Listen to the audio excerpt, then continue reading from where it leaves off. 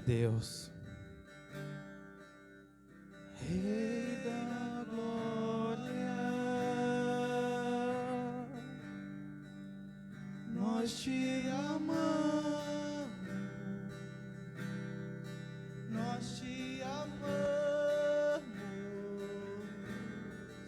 Rei da glória, Rei da glória, nós te amamos,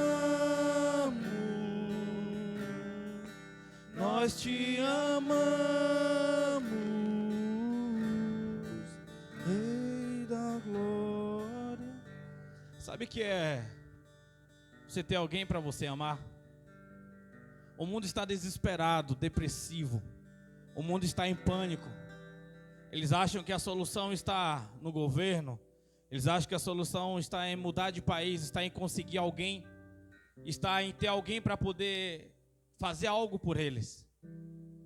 Porém, nós temos o Deus. Porém, nós temos Jesus. Porém, nós temos propósito. Porém, nós temos projeto. E se você entender isso, seu coração estiver em Jesus, você vai ver a satisfação que é você poder servir ao Senhor. Você vai ver qual é a satisfação de você poder movimentar o reino dele. Isso é uma satisfação muito grande.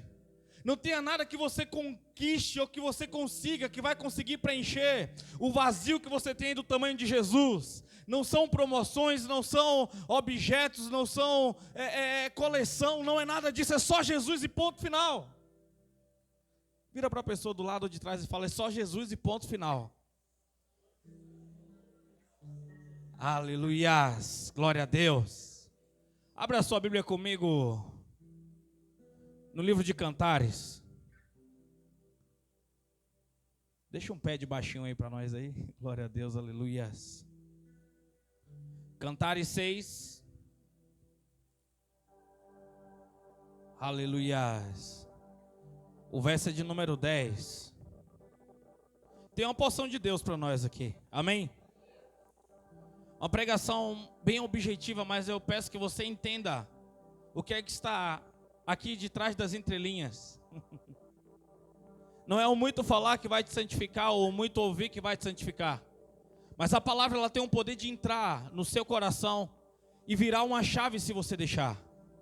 A palavra ela tem um poder porque a Bíblia ela é uma história que não foi concluída ainda. Por quê? Nós ainda estamos vivendo. Nós ainda estamos ainda para viver algumas profecias que ainda está escrito nela, mas uma coisa nós temos convicção, uma coisa nós temos certeza, que com certeza sairemos vencedores, porque Cristo Jesus foi aquele que nos chamou, Cristo Jesus foi aquele que nos preparou, Cristo Jesus foi aquele que nos direcionou para esses dias. Amém? Cantares 6, verso 10, quem achou dá um glória a Deus bem forte aí. Aleluias, glória a Deus. Diz assim: quem é essa? Vamos lá, tem gente procurando ainda. Cantares 6, verso 10. Igreja, quem estava aqui no domingo? Deus ele marcou o domingo só para nós. A pregação ela foi gravada, mas o áudio não saiu.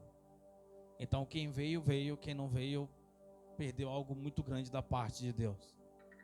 Eu fiquei chateado demais por aquela pregação não ter saído o áudio. Quase eu nem consegui dormir de domingo para segunda, de tanto. Mas, glória a Deus, aleluia. Deus é bom e o diabo não presta. Amém? Mas uma coisa eu tenho certeza, uma chave foi virada aqui. E tem coisas que é guardada só para nós, tem coisa que não é para ser exposto, tem coisa que é para ser guardado no nosso coração e a gente entender, alimentar e deixar aquilo guardado no nosso coração como se fosse a última oportunidade. Lembra que eu falei domingo? Participe desse culto como se fosse o último da sua vida. E tem coisas que nós temos que viver, tem coisas que tem que ser intensa. Viva de forma intensa o Evangelho de Deus.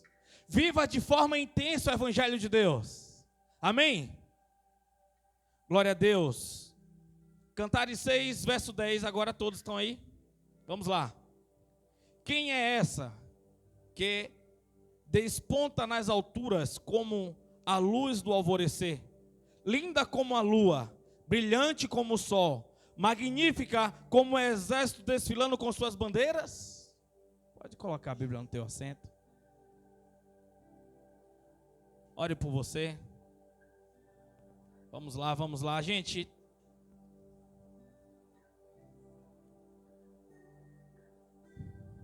Não está aparecendo a igreja hoje aqui, não está. O principal é Jesus no ambiente, Ele está no ambiente. O problema é quando você direciona a sua adoração, você vincula as suas provas, as suas necessidades, você vincula as suas carências. Isso não pode acontecer. Deus, Ele é atemporal. Deus Ele não vai ser ou Ele foi, Ele é. Ele é o que é. E isso é suficiente para nós podermos adorá-lo. Isso é suficiente para o nosso coração estar regozijado, para os nossos olhos estar pegando fogo. Às vezes você não consegue adorar porque você tem sido alguém que não tem dado a devida resposta a Deus, e você não está disposto a dar essa resposta para Ele. Mas só você pode mudar a sua vida. Não tem alguém que vai vir colocar a mão na sua cabeça e as coisas vão melhorar.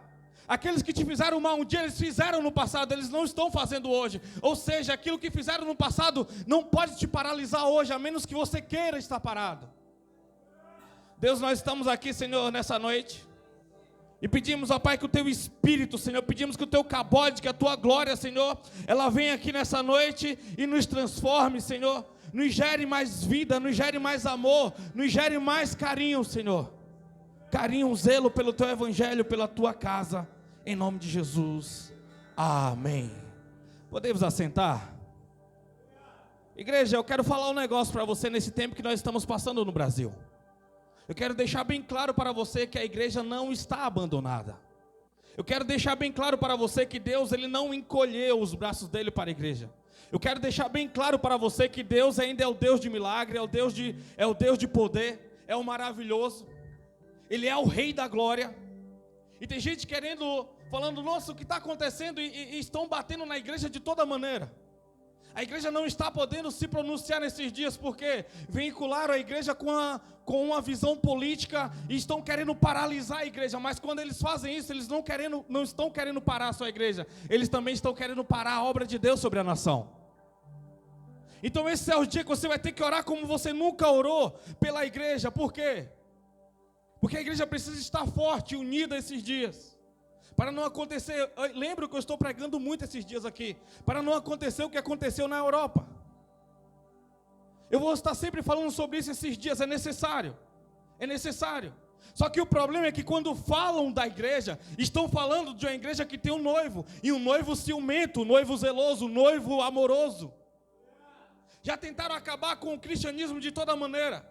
Tentaram acabar com a igreja de toda maneira. Nero, o que foi que Nero fazia? Nero colocava os cristãos amarrados em estacas e clareou toda Roma com os corpos dos cristãos. Fazia uma arena e colocavam cristãos ali dentro para que os leões comessem. Os filhos eram arrancados do braço e dados a leões. E não conseguiram acabar com a igreja. Sabe por que não consegue acabar com a igreja? Porque a igreja, ela pertence a Deus. E no dia que conseguirem acabar com a igreja, só se conseguirem acabar com Deus. Só se conseguirem acabar com Jesus. Jamais irão conseguir. O que enfraquece a igreja não são os demônios. O que enfraquece a igreja não são as perseguições exteriores, mas é o esfriamento interpessoal dentro da igreja. Porque a igreja, ela precisa estar unida. E para eu estar unido com alguém, eu não preciso gostar, eu preciso ser maduro em amá-lo. Entenda isso. O problema é quando as minhas indiferenças faz com que eu pare de orar pelo irmão. O problema é que quando as minhas imaturidades faz com que eu me sinta ofendido pelo jeito que alguém se vestiu, pelo jeito que alguém olhou, pelo jeito que alguém falou. A igreja não é um velório, entenda isso. A igreja é um campo de batalha. Entenda isso. Entenda isso. Você não é proibido de ser feliz dentro da igreja. Você não é proibido de sorrir dentro da igreja. Você não é proibido de adorar o Senhor dentro da igreja. A igreja não foi feita com um protocolo. E esse protocolo tem que ser, esse aqui é o desenho que você tem que seguir. E se você sair desse padrão aqui, Deus não falará com você. Não é isso. É sobre relacionamento, é sobre intimidade. Aqui no capítulo 6, verso 10 de Cantares, foi feita uma pergunta e foram dadas 4 respostas. Quem é? Quem é essa que vem? Está falando sobre a beleza da igreja. Está falando sobre a paixão do amado que ele tem pela amada, que ele tem pela noiva. Está falando da beleza dela, que ela é como o sol, ela brilha como o sol, ela é bonita, ela é linda como a lua, ela é como os soldados carregando a bandeira, ou seja, o soldado que ele está de forma literal agora, representando o reino, dizendo: nós vencemos, estamos aqui, representamos o reino porque nós conquistamos. Mas aqui na verdade está de forma, não de forma literal, mas está falando sobre o reino de Deus, está falando sobre os anjos, está falando sobre os guerreiros, sim. Tem alguns códigos liberados aqui que é necessário nós podermos entender isso, para nós podermos viver e saber do amor dele que ele tem pela igreja. Deus, ele tem um amor muito grande pela igreja. Deus, ele tem um amor muito grande pela unidade. Quando você entende esse amor e você vem mesmo cansado, você abre mão de coisas importantes para fazer algo que é mais importante ainda. Só fazemos aquilo que é importante, entenda isso. Sabe por que você comeu hoje? Porque é importante para você, você precisa comer para você estar de pé. É necessário, é preciso. Quando você começar a colocar o reino de Deus em primeiro lugar, você vai começar a viver coisas inexplicáveis. Eu não vou cansar de falar isso para vocês nesses últimos dias. Não vou cansar. Você orar, especificar suas orações para Deus, e você vê os milagres acontecendo, o coração de homens endurecido, chegando para você com o coração totalmente quebrantado, pessoas ímpias, mas eles olham para você e dizem: o que tem diferente em você? E eu entendo que é o noivo que me olhou diferente, eu entendo que o noivo, ele resolveu me amar, eu entendo que o noivo, ele resolveu entregar a vida dele por mim. E se você parar para observar a Bíblia, ela tem 3 maneiras de eu poder falar sobre esse texto, que é de forma literal. A segunda forma, ela pode ser falada de forma cultural. Como assim literal? É você ler a Bíblia e entender como ela está escrita. Só que a Bíblia, ela não é feita para você ler e entender do jeito que está escrito. Por quê? Porque a Bíblia, ela é um livro de relacionamento. Ou seja, a Bíblia é o único livro que você lê, que o escritor, ele está do seu lado acompanhando, tirando todas as dúvidas possíveis que você tem. Quando você tem maturidade para você poder ouvir, quando você tem maturidade para ele poder te liberar um código sobre você, e você viver nessa dimensão, você viver nessa esfera, nessa atmosfera, ele vai estar ali liberando códigos necessários para você. O problema é quando você negocia. O problema é quando você direciona. Não, a igreja, a Bíblia pertence ao pastor, a Bíblia pertence ao cantor, a Bíblia pertence a tal igreja. A Bíblia pertence a nós porque ela é a nossa história. A Bíblia pertence a você porque ela está escrito a sua história. Quando eu estou dizendo que alguém não pode acabar com a igreja, eu estou dizendo também que alguém não pode acabar com você, porque você é parte da igreja. Nós somos a igreja. Existe um amor muito grande de Deus e os judeus.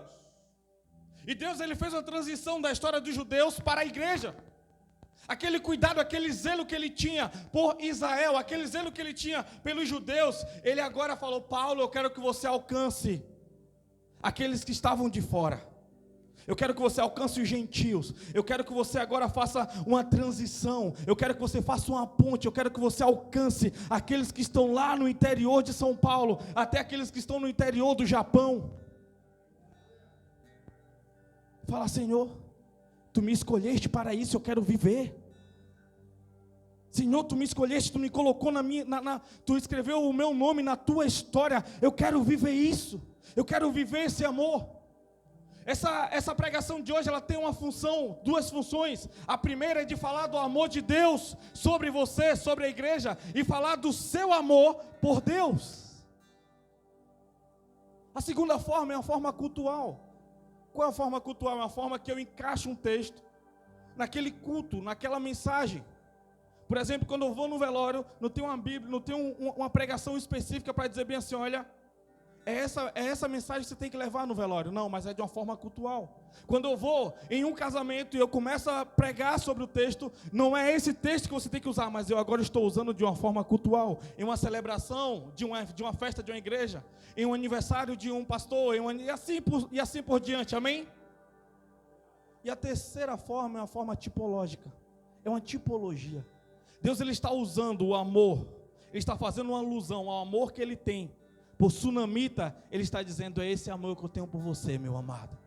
Esse amor que eu tenho pela minha igreja, esse amor que eu tenho pela minha casa, esse amor que eu tenho por aqueles que zelam. E quando você ama demais, quando você ama a igreja, quando você zela, quando você gasta tempo, quando você não abre mão da igreja, porque você a ama, Deus, ele te puxa, ele te dá coisas impressionantes, revelações, poder, autoridade, até na cadeia de prosperidade, se você entender esses códigos. Por isso que Satanás, ele quer que você pegue um nojo pela igreja. Por isso que Satanás, ele quer que você pegue uma raiva e compare a igreja com a religiosidade, com usos e costumes de homens, para que você não viva esses dias de domínio, dias de glória, dias de conquistas. É por isso que ele quer que você toda vez esteja cansado, que você encontre algumas outras coisas para você poder fazer nesses dias. Pessoas que abram mão do ministério da igreja para poder fazer coisas pessoais, coisas desnecessárias. Tem alguém aqui comigo? É necessário você poder entender esses detalhes. É necessário você poder entender esses detalhes. Eu não abro mão, eu não abro mão, eu não abro mão, porque eu coloquei em primeiro lugar o reino de Deus. Igreja, isso é necessário demais. Você precisa viver isso, por favor. Deus não deve nada a ninguém, entenda isso. Lembra as últimas vezes que eu falei aqui para você cobrar a Deus? Fazer um acerto de conta de juízo? Deus vai abrir mão de coisas e lugares e pessoas para poder estar te servindo, para poder estar fazendo a tua obra. Cara, Deus, Ele vem e traz um tempo para você. Traz um tempo tão magnífico. Se você entender isso, se você começar a viver, entenda, igreja.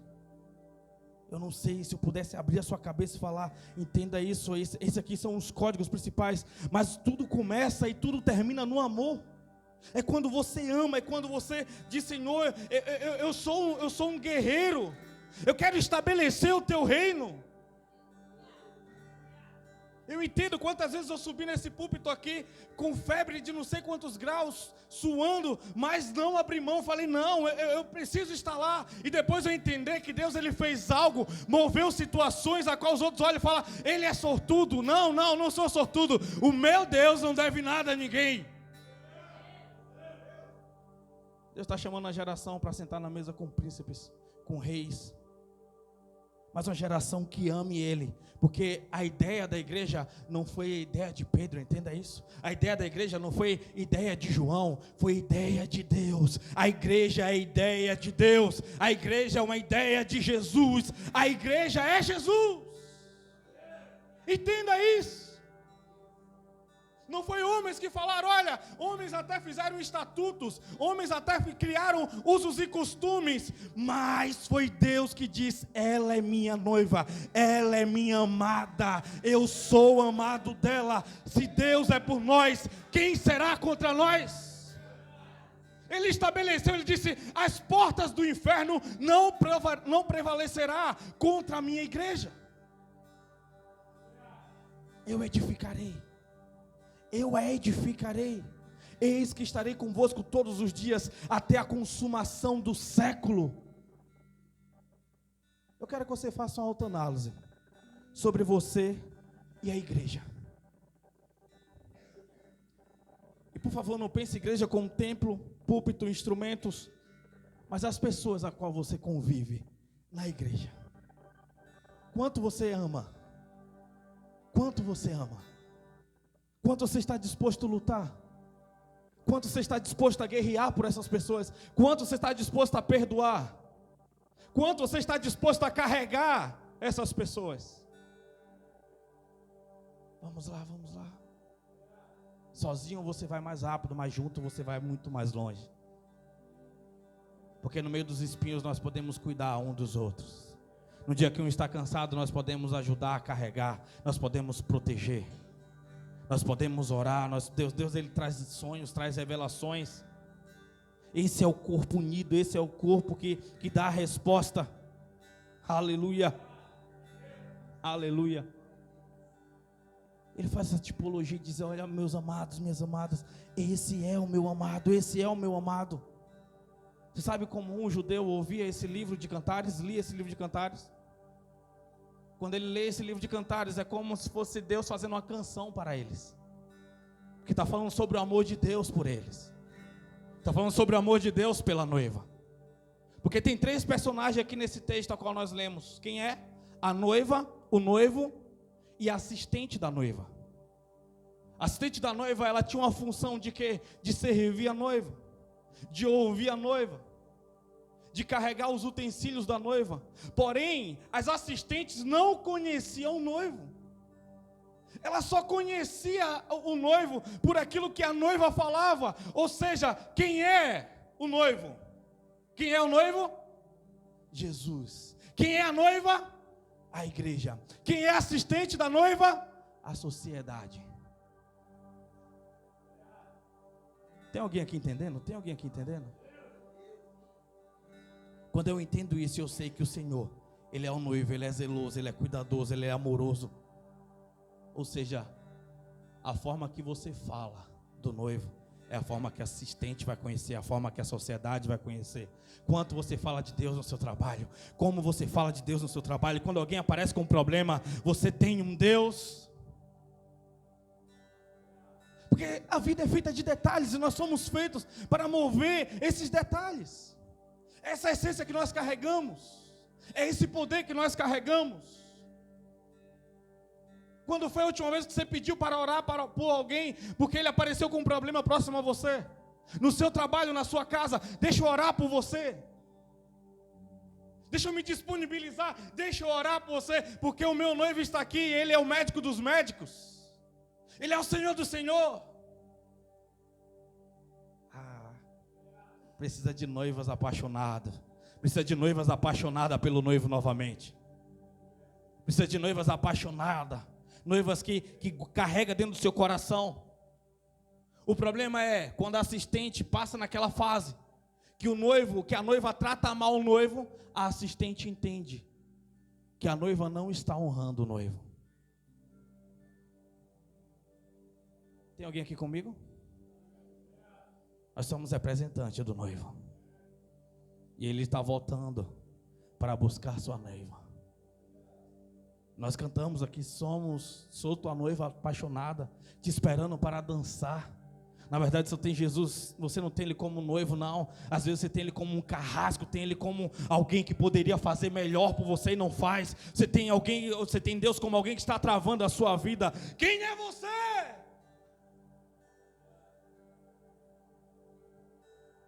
Faça a manutenção do seu coração. Fala: Senhor, tem tanta sujeira aqui.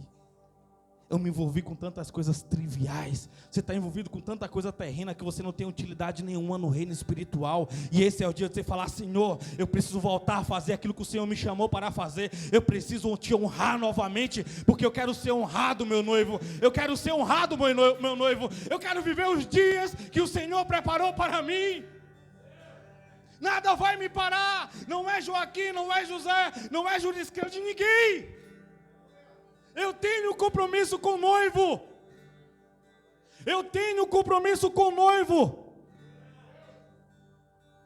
A sociedade, quando a noiva ela era presenteada, a assistente também recebia presentes. Quando a igreja começar a viver os dias de glória, a cidade também vai ser mudada. A sociedade também vai ser mudada. Os parâmetros serão mudados.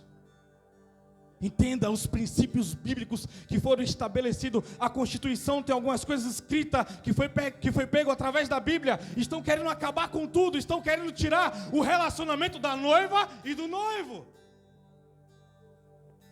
Princípios imutáveis.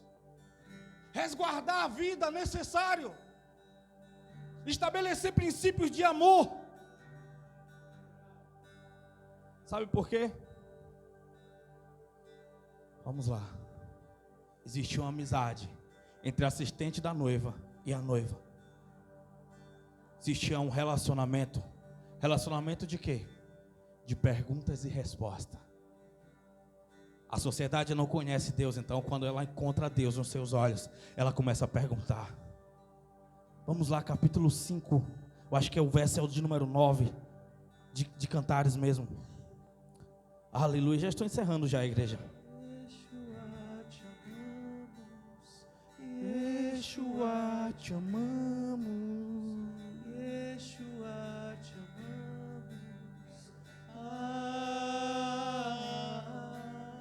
Yeshua, te amamos. Yeshua, te amamos. Yeshua, te amamos.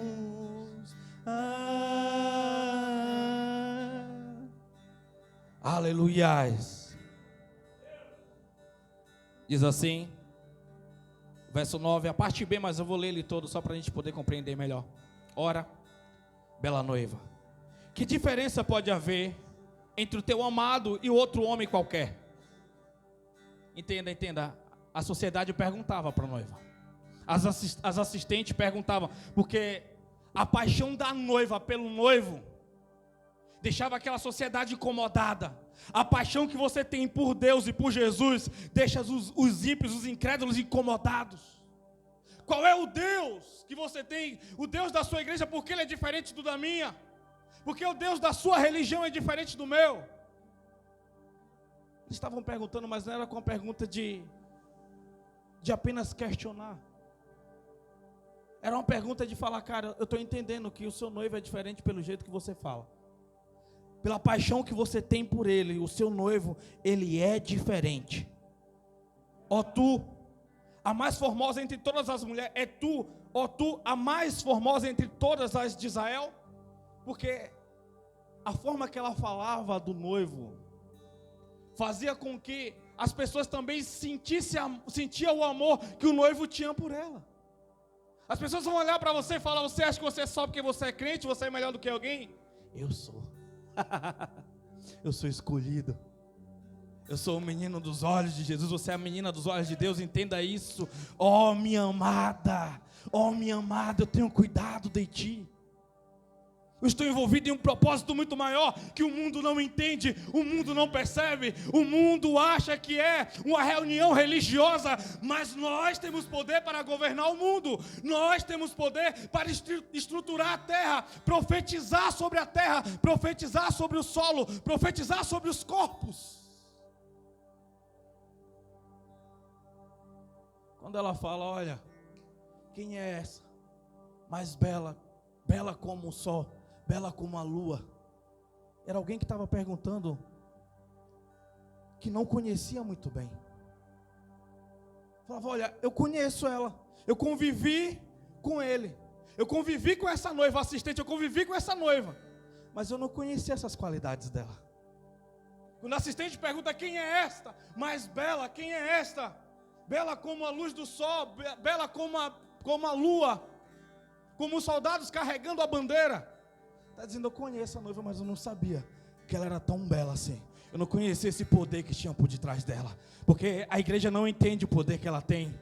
A igreja está enfraquecida por causa dos seus próprios princípios. Não porque o noivo não está zelando. Não porque o noivo não está cuidando. Você tem rejeitado o carinho, você tem rejeitado o cuidado, você tem rejeitado o caminho, o direcionar dele. Entenda isso. Vamos lá, feche seus olhos alguns segundos aí e pense tudo que ele já fez, pensa todos os cuidados. Pensa de todos os livramentos de morte da tua infância até aqui, de porta que ele abriu, que ninguém podia abrir, de como ele começou a direcionar. Tudo que você viveu de bom foi apenas o começo que ele estava direcionando. No meio do caminho você se rebelava, no meio do caminho você se abandonava, no meio do caminho você seguia a sua própria história. Ele sempre foi cuidadoso com os teus filhos, tua família. Ele quis fazer tanto mais, ele quer fazer tão mais. Ele quer fazer muito, muito mais, entenda isso. Entenda. Você precisa ter mais intimidade. Você precisa ter mais intimidade. Talvez você está sendo hoje como assistente da noiva, porque você não está mais vivendo como uma noiva. Você está sendo apenas aquele que conhece a igreja, mas não é a igreja. Você simpatiza com a igreja, mas não consegue ser igreja. Você é apenas assistente, apenas esperando as migalhas cair da mesa para você poder viver algo, porque você está preferindo confiar na força do seu próprio braço, na sua própria capacidade. Você está fazendo o caminho dos ímpios. Você está querendo pegar o caminho dos ímpios. Você foi chamado para nadar contra a correnteza. Você foi chamado para trilhar o caminho que Ele fez. O seu caminho é Jesus. Porque Ele disse: eu sou o caminho, a verdade e a vida. E ninguém vem ao Pai senão por mim. É Jesus o seu caminho. É Jesus o seu caminho, entenda isso. Volte a sentir o perfume da rosa de Saron. Volte a viver dias apaixonado. Por favor, restabeleça o altar na sua casa. Restabeleça o altar no seu bairro, na sua cidade. Deixe seu coração queimar mais uma vez. Aí ele vai lá e pergunta assim: quem é o teu amado? Quem é o teu amado? O mundo está perguntando: quem é o seu Deus? Onde está o seu Deus? Quem é o seu amado? Quem é o seu amado? Eles estão querendo saber quem é o nosso amado. Sabe por quê? Agora as assistentes começam a ficar apaixonadas também por ele. Da forma que a noiva falava deles, agora também queria conhecer. Queria também viver, queria viver esse juramento. Não cabe a nós, não, mas a sociedade não pode viver. Ele disse que enviaria o Espírito, a qual o mundo não podia receber. Ele disse que enviaria o Espírito, mas era só nosso Espírito Consolador. Ele falou: ei, agora vocês não são mais servos, vocês agora são amigos. Eu não vos deixarei órfão. Ele está dizendo: ei, não é só um amigo, é um pai também. Se está dizendo que não vai deixar órfão, está dizendo: eu vou continuar cuidando de você, eu estarei com vocês. E no dia que vocês errarem, entenda, Ele vai te convencer de todo pecado, de toda justiça, de todo juízo. Filhinhos, eu escrevo para que não pequeis, mas se todavia pecar, tem um advogado à destra do Pai, que intercede por vós. Ele fez a obra completa 100%. Ele falou: eu estou vivendo e estou trazendo para vocês dias inesquecíveis.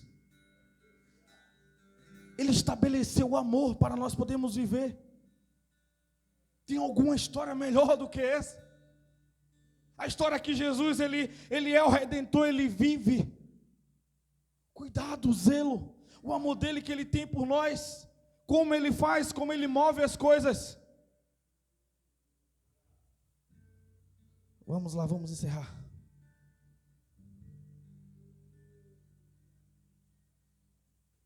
Você vai lendo um pouquinho mais abaixo. A assistente vai começando a falar. Só em chegar perto a vocês eu entendo que o seu noivo é superior aos outros. Acima de tudo e de todos. Esse é o meu Deus, meu Jesus, meu Senhor. Volte a cuidar. Volte a zelar pela noiva. Vamos orar uma igreja por outros. Antigamente existia um movimento que começou com a intenção de unidade e depois se tornou um movimento político. A ideia da igreja poder ir uma igreja e cultuar com outra. Quantas vezes se reunimos naquele monte com uma ou duas igrejas a mais? Igrejas que chegavam lá, quando entendia que a gente estava lá, parava de orar por aquilo que elas iam orar conosco juntos. É necessário, é preciso, é fundamental para esses dias. Esse zelo, esse cuidado.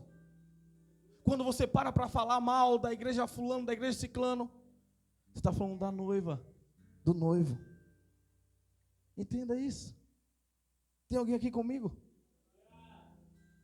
Eu quero que você entenda hoje o amor que Ele tem por você.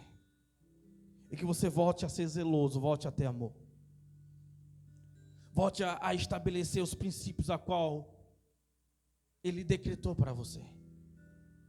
Porque para eu estar em pecado hoje, eu só preciso falar bem assim: a partir de hoje eu não vou pregar mais. Eu vou ficar sentado nesse banco e esperando e ajudando só aqueles que vão pregar. Por que isso? Porque Deus um dia estabeleceu para mim um propósito. Deus um dia me levantou como um pregador. Por que isso? Porque a Bíblia diz no capítulo 4, verso 17 de Tiago: aquele que sabe o bem que deve fazer e não faz, este está pecando. Agora, só porque eu recebi uma unção, só porque eu fui direcionado, eu estou apto para pregar? Não. Tenho que ter uma busca interpessoal, tenho que ter uma busca diária, tenho que estar preparado. Não é porque eu tenho uma promessa sobre a minha vida, que quando eu chegar aqui eu vou falar qualquer coisa e vai alimentar vocês, não. Tem que ter uma busca, tem que ter amor por vocês, para quando eu trazer uma mensagem aqui, alimentar vocês. Não é sobre apenas uma promessa, mas é sobre o cumprimento dela.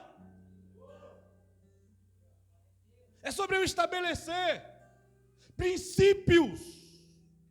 É sobre o amor. É sobre se preparar para isso. Hoje eu conversava com o Gabriel. Quantas vezes eu ia pregar fora, hoje prego bem menos. E quando eu terminava de pregar, pastores vinham: pastor, por favor, ore por mim para que eu seja disciplinado igual você, para que eu consiga gravar versículos, para que eu olhava assim: meu irmão, isso aqui não é um dom de Deus, porque ele recebeu o dom, então para ele é mais fácil. Não, isso aqui era todo dia uma escolha. Isso aqui é todo dia uma escolha. Você vai orar ou vai ler a Bíblia? Você vai ler a Bíblia, vai orar, ou você vai fazer os seus afazeres? Você vai construir aquilo que a traça vai vir destruir, ou você vai continuar construindo os princípios eternos, vai continuar movimentando o reino, orando pelas igrejas, orando pelos irmãos, movimentando o reino? É isso. Aí sim, com certeza você viverá. Agora, enquanto eu estiver envolvido apenas com as coisas naturais, normais desse mundo, Paulo fala para Timóteo: o bom soldado não pode ficar se envolvendo com as coisas civil desse mundo, porque ele tem que estar preparado para o dia da guerra. Sabe o que é isso? É eu entender que eu estou lá no trabalho, mas a minha mente não está desvinculada, mas eu estou lá em missão de Deus. Sabe o que é isso? É eu entender que tudo que eu estou fazendo, quer comais, quer bebais, quer façais qualquer outra coisa que seja para a honra e glória de Deus, é tudo. É tudo, é tudo, é tudo. Eu quero orar com vocês para a gente ir para casa ou ir trabalhar. Aleluia. Louvado seja Deus. Obrigado, meu Deus, obrigado, Senhor. Obrigado.